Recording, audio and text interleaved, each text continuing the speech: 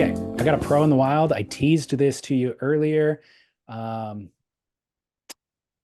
in support of Billy Kemper, which I think it's about high time somebody swings in for Billy. Boys, what's happening? It's Brit Merrick. I'm calling it the pros in the wild, which is weird for me because I grew up around pro surfing. Pro surfers are who I hang out with all the time, make boards for, spend a large portion of my life around. So it's not a big deal for me to see pros, but I feel compelled after the August 23rd episode, a caller called in about Billy Kemper and his kid getting hit by a longboard in town and him going off. So there's been a lot of piling on Billy. I don't really know Billy. I've only ever had one conversation with him, but this is my story. I was on the North Shore. Hey, Chaz, hold on. I got to go deal with the dog. Yep. Sorry, the neighbor kid came over and the dog's freaking out. No worries. All right, I'm gonna. Tati's got Caroline on the ropes. Okay, I'm pushing play. Same Okay. where we left off. And Billy Kemper stopped me behind Pipeline on the little alleyway there and just said the kindest things to me. And again, I had never met Billy, don't really know him, had no reason to say that to me. I'm nobody on the North Shore. I'm a 6'6" Halle who's afraid of big waves. Like, what? But he made a point to stop me in the alleyway and for a long time said the kindest things. It was about surfboards and stuff. He doesn't ride my boards. He's never asked me for boards. I've never made him for a board. I don't think there was any, I've never made him a board, no agenda there.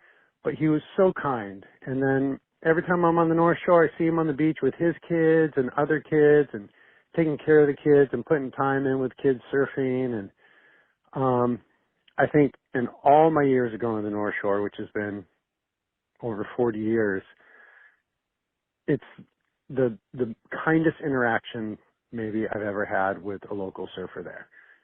So there's one for Billy. There's a positive pro in the wild for Billy.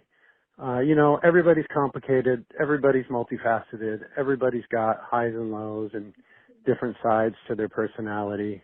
But I think there's a really cool, kind, generous part of Billy. That's what I experienced anyway. So that's it, boys. Keep it up. Merrick Loggers on me. We should have a segment. We should introduce a segment of the show that comes after every show. I guess it would come the following show, where we do our thing, we talk, but then at the end, it's the truth with Britt Merrick. And Britt just calmly walks us through just all the right things, the correct path, the correct read, the way to live, the end. I know. I love it. I love his sensibility. He's hard to argue with, as you learned. However, I don't want to pile on Billy even more, but I have a feeling, I feel as though Britt actually made our point for us, or not that we were trying to make a point, but Billy, the examples we've been given are Billy interacting with plebes, people he doesn't know, and Billy interacting with somebody who he admires. So when he's interacting with somebody he admires, Britt Merrick, he is generous, Best behavior, lovable, charismatic. And when he's out in the real world interacting with just random Joe Schmoes, he's screaming at them for hitting his kid with a surfboard accidentally. I will say, though, Britt is right that multifaceted people are, right? And once a narrative takes hold, though, and Billy's not famous enough in real life, but he's, I suppose, core surf world famous, right? And he lives in a surf world where he's treated like a celebrity regularly. Sure, but the narrative amongst the peanut gallery, if it starts to take hold that Billy is a bad guy or acts maliciously, I suppose our world is small enough where, unlike Hollywood, unlike where, a Page Six or a TMZ or a New York Times or Washington Post, whatever, can get their teeth into a narrative and just set that narrative for somebody, no matter what, right? Yeah, true. They can take one interaction from somebody and just build, and pile. And those media entities are big enough, I think, to bury someone under their narrative. The surf world's small enough where if Billy's frustrated by that narrative, or if that's not really a true narrative, if somehow a couple of bad stories, like, him stealing money from other pro surfers and or totally reneging on a deal that he Right. had, or, him yelling at some dude for bumping his kid with a longboard or whatever.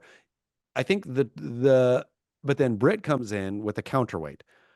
All of this will shake out in real life. We'll either get more stories of Billy being bad, or we'll get more stories like Britt, where Britt felt compelled to call. Britt felt, hey, I've had a great interaction with this dude. Others will call in, I have no doubt. But it's on, like, the truth of Billy will sort of shake out. We will see he may be complicated. He may have good days and bad days, or he may fully be submissive to people he likes and an asshole to people he doesn't care about. We'll see.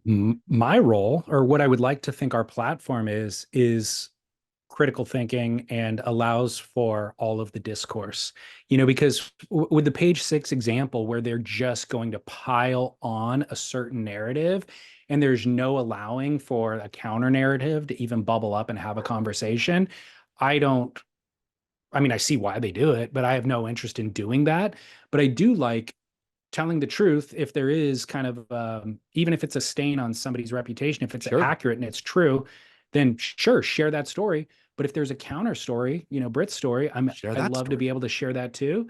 And so I think so much, and maybe the reason where that name Noble Rot popped up for our sideshow or spinoff show is it presents itself as rot. Actually, like whatever we're doing, we kind of present a certain superficiality to the branding and the logo and the initial topic of conversation, throwing it out there. But really a layer beyond that, we're trying to have a little bit more, I don't know, realistic and detailed and multifaceted conversation than anybody else is actually really having in the surf space about these things. That's kind of my ambition. Yeah, completely. And again, like, we've lost the grayscale in terms of conversation, right? You're either this or you're Yeah, that. You are pro this or anti that. You are, like, nuance is gone. And I love the nuance. And I love to be wrong on, if yeah, I have an opinion, I love to, because how boring and bland is life without ill-informed opinions getting tossed around that can then get hammered down or whatever, right? But the nuance of it I miss in my daily life. Not my daily life, I get that with my friends, but I guess I miss it in the popular culture, that exactly. nuance is becoming quieter and quieter, and just like big primary colors that's it. We just paint with reds and blues now. That's all we do. Completely. Just a side note as we're watching the surf con. Oh, by the way, I did want to put a pin in what you said about Britt's commentary. Everybody is multitudes. So I agree, despite what I said about Billy, everybody does have multitudes, and that is interesting and worth keeping in mind always.